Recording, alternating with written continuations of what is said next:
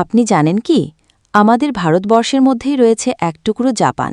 জ্ঞান বিজ্ঞানের দিক থেকে না হলেও আপনি জানলে অবাক হবেন যে ভারতের এই রাজ্যের বাসিন্দাদের চিন্তাধারা, দায়িত্ববোধ, দৃষ্টিভঙ্গি সহ অনেক বিষয় জাপান এবং জাপানিজদের মতো।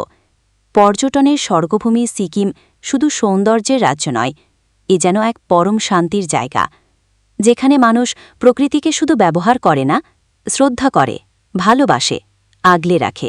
সাম্প্রতিক এক উদ্যোগে সিকিমে ঘুরতে গেলে এখন নিজের জন্য আবর্জনার ব্যাগ নিয়ে যেতে হয়। ভারতের একমাত্র পুরোপুরি জৈব রাজ্য হল সিকিম।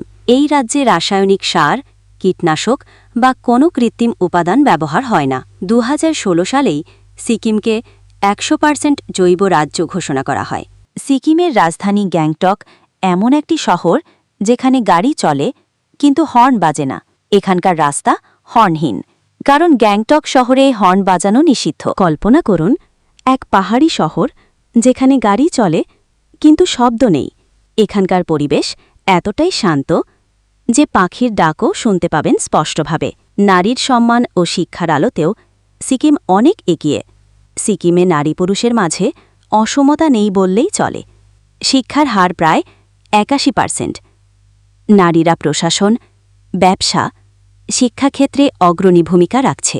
একটি সুশৃঙ্খল ও সাম্যবাদী সমাজ গড়ে তুলেছে তারা।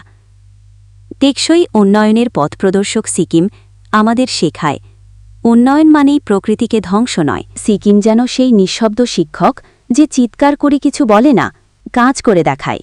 শেখায় সচেতনতা, দায়িত্ববোধ, শান্তি ও প্রাকৃতিক ভারসাম্যই ভবিষ্যতের মূল চাবিকাঠি।